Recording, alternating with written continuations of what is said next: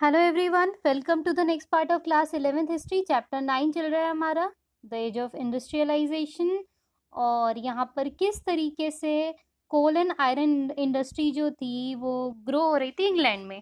तो इंग्लैंड बड़ा लकी था, बड़ा फॉर्चुनेट था किसमें, कोल और आयरन ओर में, क्योंकि उसके पास जो स्टेपल मटेरियल थे ना, जो मेन मटेरियल रिक्वायर्ड थे वो काफ़ी ज़्यादा थे। उसके अलावा अदर मिनरल जैसे कि लेड, कॉपर, टिन, ये सब था उसके पास। लेकिन आप ये देखिए 18वीं सेंचुरी 18 सेंचुरी तक जो यूजेबल आयरन था ना वो बड़ा कम था। यूजेबल आयरन को निकाला कैसे जाता था? एक प्योर लिक्विड मेटल से by a process called smelting. Smelting से निकाला जाता था। अब स्मेल्टिंग करने के लिए ना आपको बहुत ही ह्यूज टेम्परेचर चाहिए भाई। आयरन पिघलाना है, लोहा पिघलाना कोई आसान बात थोड़ी है। आप सन्नी देओल थोड़ी हो जो ऐसे पकड़ोगे और लोहा पिघल जाएगा। भाई बड़ी मेहनत लगती है। तो सेंचुरीज तक चारकोल जो था, जो बर्न टिम्बर था, उसको स्मेल्टिंग प्रोसेस के लिए यूज करते थे। बट इसमें ना काफी प्रॉब्लम थी।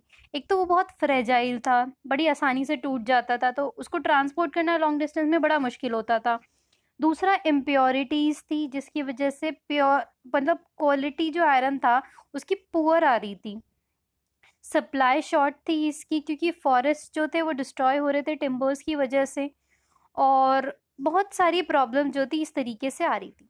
अब भैया प्रॉब्लम है ना, समस्या है ना, तो समाधान भी है ही। ऐसा नहीं है कि समस्या है तो समाधान नहीं है। हर ताले की एक चाबी जरूर होती है। इस समय आप पे हो ना हो, होगी जरूर। वाह, कितनी फिलोसफिकल बात कही है। हिस्ट्री पढ़ रहे हैं हम, फिलोसफी नहीं। इधर ध्यान लगाइए। अब सॉल्यूशन क्या हुआ इस प्रॉब्लम का, कि एक फैमिली थी आयरन मास्टर्स की, वो थे दार्बीज ऑफ शॉपशायर। शॉपशीरे भी बोला जाता है इन्हें। अब लगभग 50 साल तक जो तीन जनरेशन थी इनकी, ग्रैंडफादर, फादर, सन, जो तीनों को मिलके अब्राहम दरबाई बोला जाता था, उन्होंने एक तरीके से मेटलर्जिकल इंडस्ट्री में रिवॉल्यूशन ला दिया। एकदम चेंज ला दिया, सडन चेंज, बेहतरीन वाला। अब क्या हुआ, एक इन्वेंशन बिगिन होता है 1709 में। फर्स्ट जो अब्राहम दारबाई थे उन्होंने किया था, एक ब्लास्ट फर्नेस बनाया था जिसमें उन्होंने कोक यूज किया। अब कोक सुन के अब आपको कोका कोला थम्स अप याद नहीं आना चाहिए। Coke is a form of coal या कार्बन कह सकते हो आप, जो हाई टेम्परेचर को जनरेट करता है। तो कोक को कहाँ से डिराइव किया जाता है? कोल से। उसमें से जब हम सल्फर को और इम्प्योरिटीज को हटा देते हैं तो सिर्फ कोक बचता है।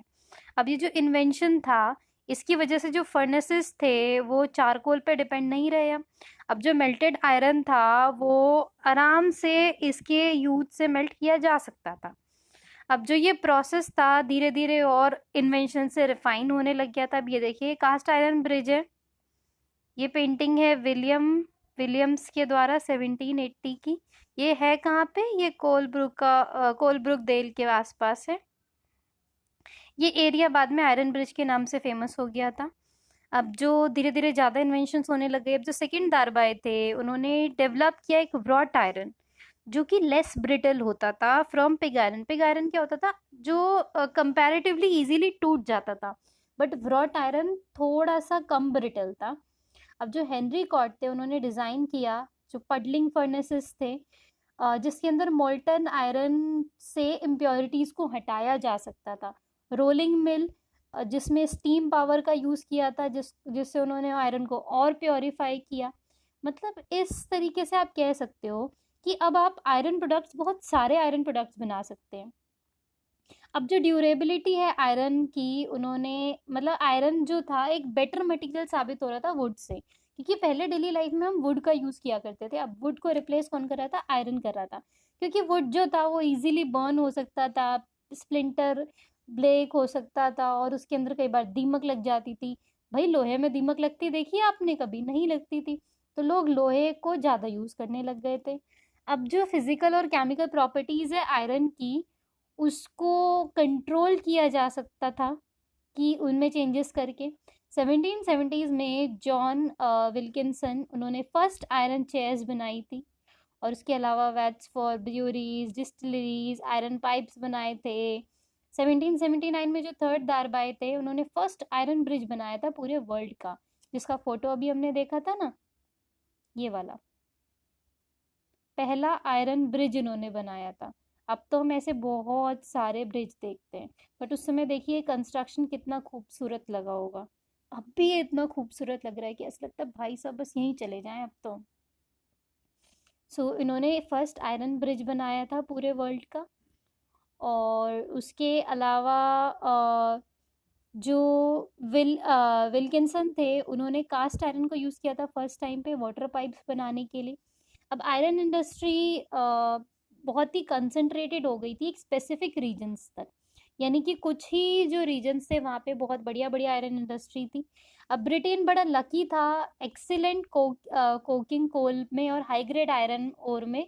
लाइक सेम बेसिन्स में उसको अच्छे कोल्स भी मिलते थे, हाई ग्रेड आयरन वगैरह भी मिल जाता था, तो उसका प्रोडक्शन बहुत ही अच्छा हो रहा था। बिक्री तो ऑब्वियस सी बात है, नई चीज़ है, अच्छी चीज़ है, आपकी लाइफ को इजी कर रही है तो बिक्री तो होगी। अब 5 कोस्टल कोल फील्ड्स थे जो डिलीवर कर सकते थे अपना products like straight to the ships. अब जो कोल फील्ड्स थे वो कोस्ट के आसपास थे, तो शिप बिल्डिंग भी इंक्रीज हुई, शिपिंग ट्रेड भी इंक्रीज होना शुरू हो गया था। तो भाई साहब आप ये देखिए ओवरऑल डेवलपमेंट हो रहा था, डेवलपमेंट। अब जो ब्रिटिश आयरन इंडस्ट्री है वो क्वाड्रपल यानी कि 4 टाइम्स हो गई थी अपने आउटपुट में बिटवीन 1800 से 1830 तक। और इसका प्रोडक्ट चीपेस्ट था पूरे यूरोप के मार्केट में। 1820 में 1 टन जो था पिग आयरन का, उसमें 8 टन कोल लगता था उसको बनाने के लिए, बट 1850 में सिर्फ 2 टन से ही ये सारा काम हो जाता था। 1848 में ब्रिटेन जो था वो स्मेल्ट कर रहा था, ज़्यादा आयरन स्मेल्ट कर रहा था then rest of the world put together. पूरा दुनिया एक साथ रख दो और ब्रिटेन का आयरन एक साथ रख दो तो ब्रिटेन ज़्यादा प्रोड्यूस कर रहा था। अब कॉटन स्पिनिंग एंड वीविंग की हम बात करें तो ब्रिटिश ने हमेशा जो क्लोथ्स वूव किए थे वो वुल से किए थे या फ्लेक्स से किए थे। अब 17th सेंचुरी से जो कंट्री था वो बहुत ज़्यादा जो ये वुल था ये इंपोर्ट कर रहा था, कॉटन क्लोथ्स वगैरह, जैसे कि इंडिया से, और इंडिया से काफ़ी उसको महंगा पड़ता था। अब ईस्ट इंडिया कंपनी जैसे ही पॉलिटिकल कंट्रोल में आने लग गई इंडिया के पार्ट्स में, तो वो इंपोर्ट करने लग गई क्लॉथ रॉ मटेरियल वगैरह काफ़ी सस्ते में। अब अर्ली 18th सेंचुरी तक जो स्पिनिंग था वो इतना स्लो था ना, आप समझिए लाइक अगर 10 स्पिनर होते थे ना, 10 स्पिनर जो मोस्टली वुमेन हुआ करती थी, वो मिलके जब स्पिनिंग करती थी ना तो इतना कुछ बनता था कि लाइक एक वीवर को वो बिजी रख सके।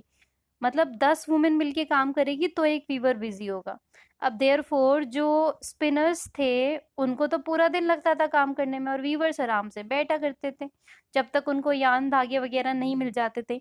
लेकिन धीरे धीरे जब टेक्नोलॉजिकल इन्वेंशन हुए, डेवलपमेंट्स होना शुरू हो गए, तो इन्होंने इस गैप को क्लोज कर दिया। अब जो वीविंग थी यार्न की इनटू फैब्रिक में बहुत फास्टली होने लग गई थी। इसको और भी एफिशिएंट बनाने के लिए जो प्रोडक्शन था वो ग्रेजुअली जो स्पिनर्स के होम थे उससे शिफ्ट होके वीवर्स तक पहुंचा, से फैक्ट्रीज तक पहुंचा। 1780s तक कॉटन इंडस्ट्री जो ब्रिटिश इंडस्ट्रियलाइजेशन के बहुत बड़ा हिस्सा बन चुकी थी। अब इंडस्ट्री के 2 फीचर्स थे जो अदर इंडस्ट्रीज में भी देखे जा सकते थे। कौन से 2 फीचर्स हैं आप मुझे अभी कमेंट सेक्शन में लिख के बताएंगे, क्योंकि ये वही 2 फीचर है जो और इंडस्ट्रीज में भी यूज हो रहे थे। रॉ मटेरियल इंटायरली इम्पोर्टेड होता था और large part of finish clothes जो था वो एक्सपोर्ट किया जाता था, जिसकी वजह से कॉलोनाइजेशन का प्रोसेस कंटिन्यू रहा। कॉलोनाइजेशन क्या होता था कि अपनी कंट्री को दूसरी कंट्री के पार्ट्स में शिफ्ट करवा के उसको अपना ही पार्ट बोल देना। ये देखिए मैन पावर लगी हुई है ट्रेड मिल पे, वो एक्चुअली मैन पावर नहीं वुमेन पावर है कि ये किस तरीके से स्पिनिंग किया करती थी जो फीमेल्स थी वहाँ की। ये फीमेल्स हैं, मतलब एक ही फीमेल है अभी, तो ये इस तरीके से स्पिनिंग किया करती थी पूरा ऐसे पैरों से। तो इस पार्ट को हम यहीं तक रखते हैं, इसका अगला पार्ट हम कवर करेंगे अपने अगले वीडियो में।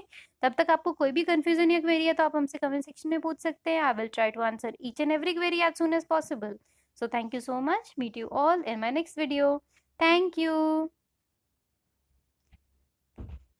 थैंक यू बच्चों, ऐसे ही पढ़ाई करते रहो। अब देखो, देखते देखते कितने सारे चैप्टर फिनिश हो गए हैं। जैसे मैं मेहनत कर रही हूँ, आप सब भी मेहनत करो। Bye bye.